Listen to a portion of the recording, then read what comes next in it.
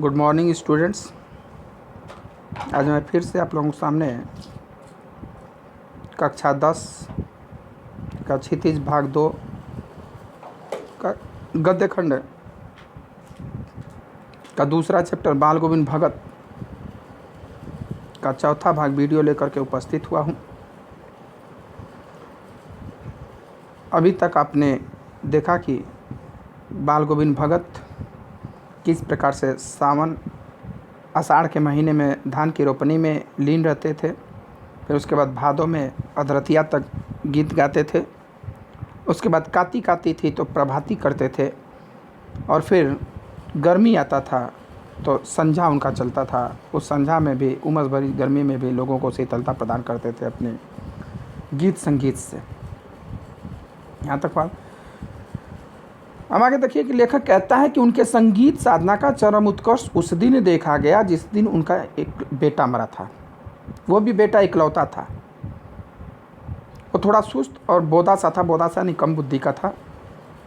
भगत जी कहते थे कि मेरी समझ में ऐसे लोगों के साथ स्नेह, सम्मान और देख रेख की ज़्यादा ज़रूरत होती है। सही भी बात है कि जो लोग कम बुद्धि के हैं उन्हें ही देख रेख की जरूरत है। जो तेज़ तराक हैं वो तो खुद समझदार हैं कि उनके लिए क्या अच्छा है क्या बुरा है। उसकी बड़ी साथ से बड़े हर्ष उल्लास के साथ उनकी शादी कराई। बहू जो थी वो भी बड़े सौभाग्यशाली, सुशील थी, सज्जन थी। आते ही घर गृहस्थी का पूरा कारभार संभाल लिया।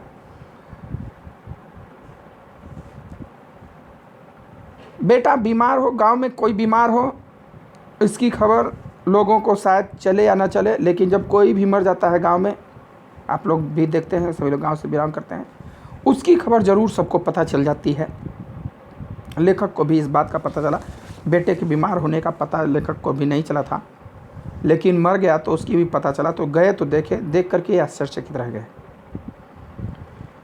क्या देखें कि बेटे के शव को आंगन में चटाई पर लिटाकर सफ़ेद कपड़े से ढक रखा था और उसके ऊपर फूल बिखेर रखे थे। फूल और तुलसी दल यानी तुलसी के पत्ते सिरहाने, एक चिराग जला रखा था, और उसके सामने ही जमीन पर आसन जमाए गीत गाए चले जा रहे थे। बेटा मरा है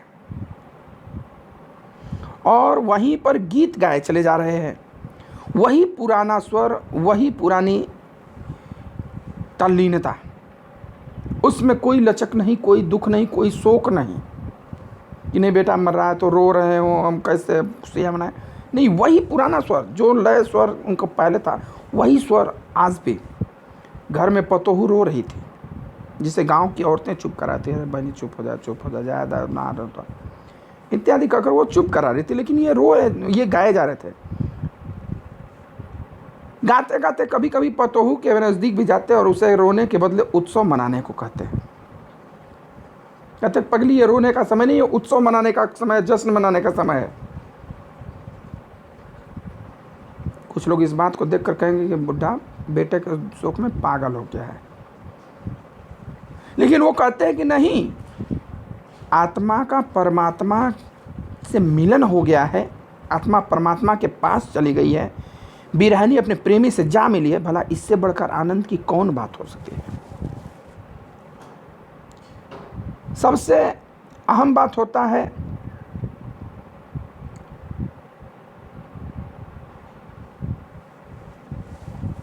आत्मा का परमात्मा से मिलन। इसीलिए सब कुछ करते हैं लोग, उल्टा सीधा सब कुछ करते हैं। और जब वह आत्मा जा करके परमात्मा से मिल गई है, यानी कि जब तक परमात्मा से नहीं मिलती है, यह बिरहनी की तरह विरह वेदना में अपने प्रेमी के पास जाने के लिए व्याकुल रहती है। तो कहते हैं पुत्र वधू से अपने कि ये उत्सव मनाने का समय है, रोने धोने का समय नहीं है। मैं कभी कभी सोचता यह पागल तो नहीं हो गए। अक्सर लोग गांव में अगर ऐसा देखेंगे तो कहेंगे कि अब ये अपने बेटे के शोक में पागल हो गए, इसलिए ऐसे तैसे बोल रहे हैं, लेकिन वो सच बोल रहे थे। किंतु नहीं, वह जो कुछ कह रहे थे उसमें उनका विश्वास बोल रहा था। वह चरम विश्वास जो हमेशा ही मृत्यु पर विजयी होता आया है। नहीं, वो पागल नहीं थे, वो सत्य कर रहे थे। और सत्य यही है कि इस शरीर रूपी मिट्टी रूपी शरीर को छोड़कर आत्मा को परमात्मा के पास जाना ही है। यही सत्य है। और बड़े विश्वास के साथ कह रहे थे, उसमें कोई दर्द, शोक या पछतावा का भाव नहीं था।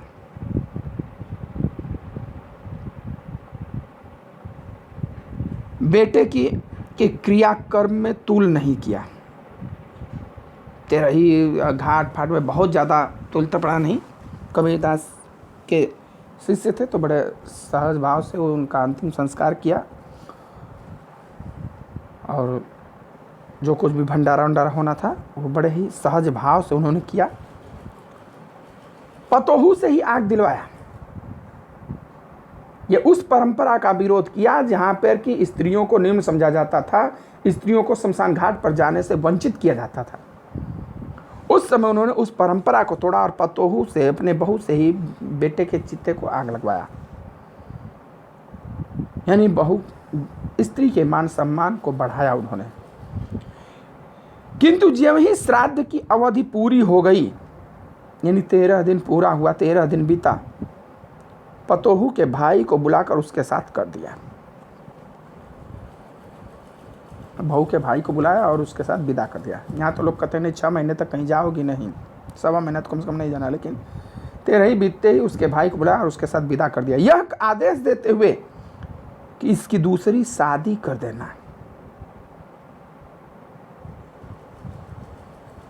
देखिए, जिस समय विधवा पुनर्विवाह पर लोग बड़े गलत नजरिए से देखते थे, विधवा को पुनर्विवाह करने का अधिकार नहीं मानते थे, यह नजरिया उनका कि इसकी दूसरी शादी कर देना स्त्री के मान सम्मान के प्रति था, उसका मान सम्मान बढ़ाने वाला था। उन्होंने ऐसा इसलिए किया क्योंकि उनकी सोच में स्त्रियों को भी जीवन जीने का अधिकार है, उनको भी अपना हक चाहिए, उन्हें भी बराबरी चाहिए पुरुष में। पुरुष के समाज में पुरुष मुखाग्नि दे सकता है तो स्त्री क्यों नहीं, पुरुष दूसरा विवाह कर सकता है तो स्त्री क्यों नहीं। यह स्त्रियों को मान सम्मान दिलाने के संदर्भ में उनका यह नज़रिया उच्च कोटि का था। यह प्रश्न अभी इस साल प्री बोर्ड में आया था कि अपनी बहू का दूसरा विवाह या बेटे की मृत्यु के बाद बहू के साथ उन्होंने क्या किया और वह उनके किस नज़रिए का संकेत करता है। तो यह उस नज़रिए का संकेत करता है कि उन्होंने, उनके नज़रिए में स्त्रियों का मान सम्मान भी बहुत ऊंचा था। उनके भाई को बुलाकर कहा कि भाई ले जाओ इसको और इसकी दूसरी शादी कर देना, क्योंकि अभी इसकी उम्र ही क्या है, ये अपना जीवन फिर से शुरू कर सकती है। जो बहू थी वो रोती रही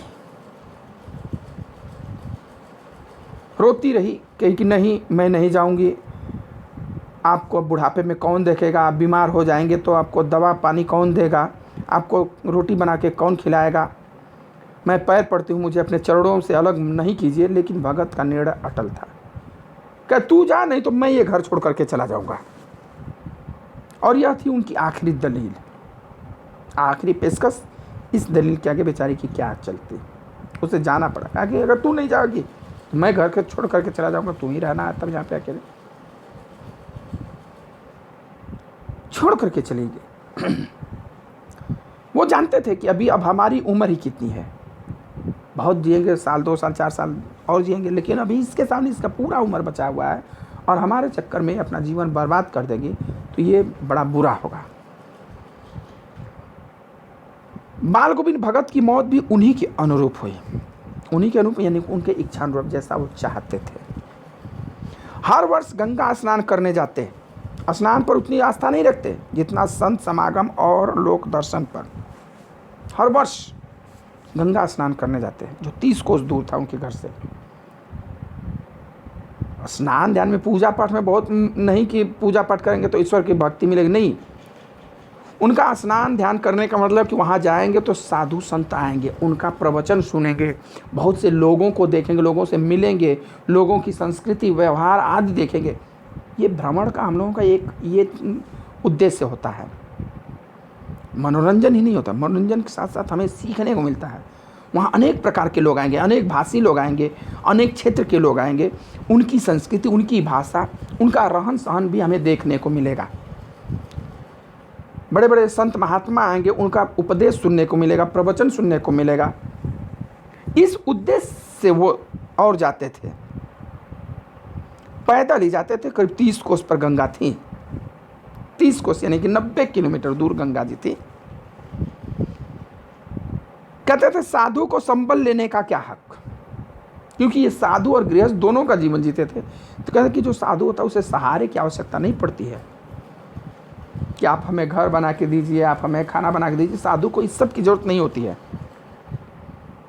संबल लेने का क्या हक, संबल में सहारा। और गृहस्थ किसी से भिक्षा क्यों मांगे, और जो गृहस्थ होता है, किसान होता है, किसी से भीख नहीं मांग सकता।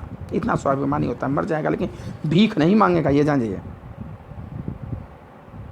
अतः घर से खाकर चलते तो फिर घर पर ही लौटकर खाते, रास्ते भर खजड़ी बजाते गाते, जहाँ प्यास लगती पानी पी लेते। 4-5 दिन आने जाने में लग जाता। अरे 90 किलोमीटर है, अगर लगातार चलेंगे तो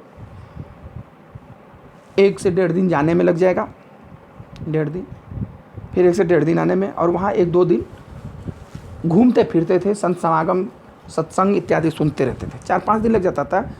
उस 4-5 दिन में केवल पानी पी करके बिताते थे। घर से ही खा करके जाते और फिर वापस घर पर ही आकर के खाते।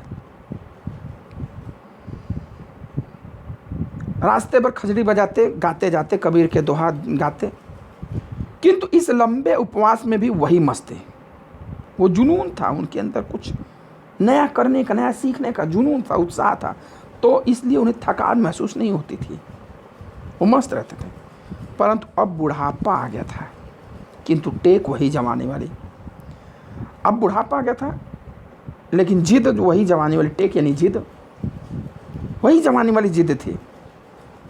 भैया बुढ़ापा आ गया तो आप खाना खा के जाइए, खाना रख लीजिए। नहीं रास्ते मांगेंगे तो आप कुछ रख लीजिए खाने पीने के लिए, नहीं कहते।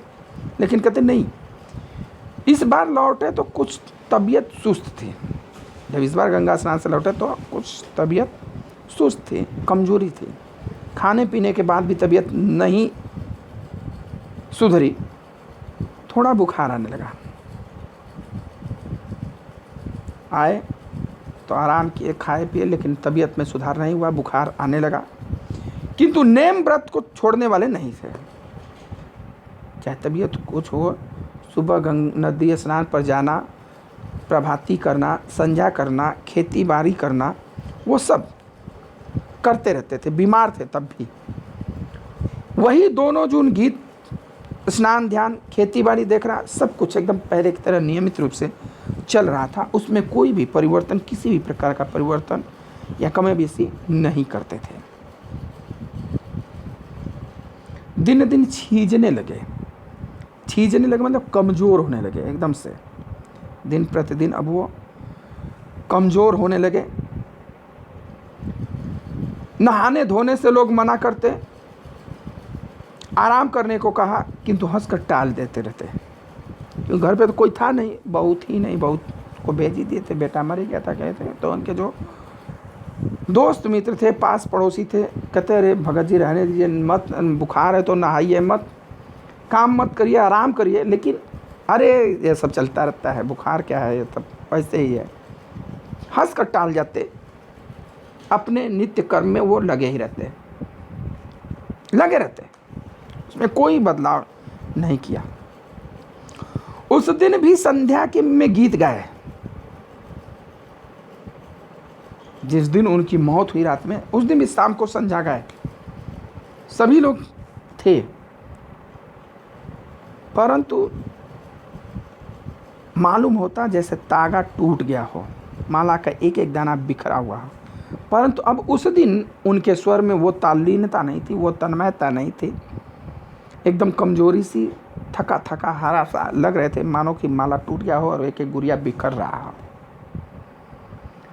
भोर में लोगों ने गीत नहीं सुना, जाकर देखा तो बाल गोविंद भगत नहीं रहे, सिर्फ उनका पंजर पड़ा था। पंजर यानी ढांचा। भाई रोज़ शाम को गाना, फिर भोर में प्रभाती गाना नदी स्नान करके। तो जब लोग नहीं सुने तो लोगों को संदेह हो गया। लोग गए उनके घर तो देखे कि आत्मा इस शरीर को छोड़ करके परमात्मा के पास जा चुकी थी। वहाँ सिर्फ इस शरीर का ढांचा पड़ा हुआ था, सांचा पड़ा हुआ था, पंजर, उसमें आत्मा नहीं रह गई थी। तो ये थे बाल गोविंद भगत, जो कि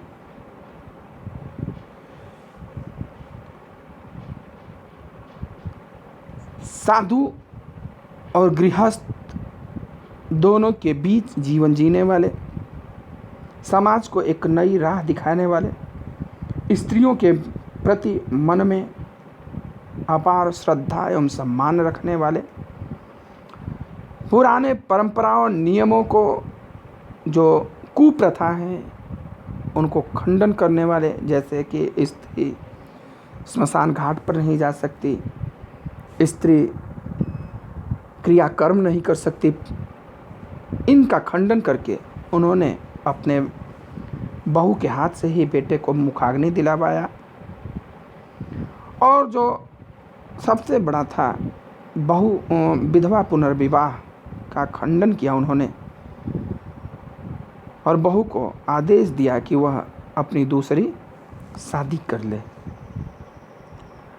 उस समय में स्त्रियों को पुनर्विवाह की अनुमति नहीं थी, समाज उन्हें बहिष्कृत कर देता था जो पुनर्विवाह करते थे, चाहे शादी के भले ही 2 दिन बाद ही पति क्यों न मर गया हो, लेकिन अब उसे विधवा जीवन ही जीना पड़ता था। इन सब मान्यताओं का उन्होंने खंडन किया। एक प्रकार से एक महान समाज सुधारक के रूप में यहाँ पर बाल गोविंद भगत को प्रस्तुत किया गया है। बाल गोविंद भगत के माध्यम से समाज की कुरीतियों, समाज की बुराइयों को भी दूर करने का प्रयास किया गया है। जो उस समय प्रचलित थी बुराइयाँ, कुरीतियाँ, उनको भी दूर करने का प्रयास किया गया है।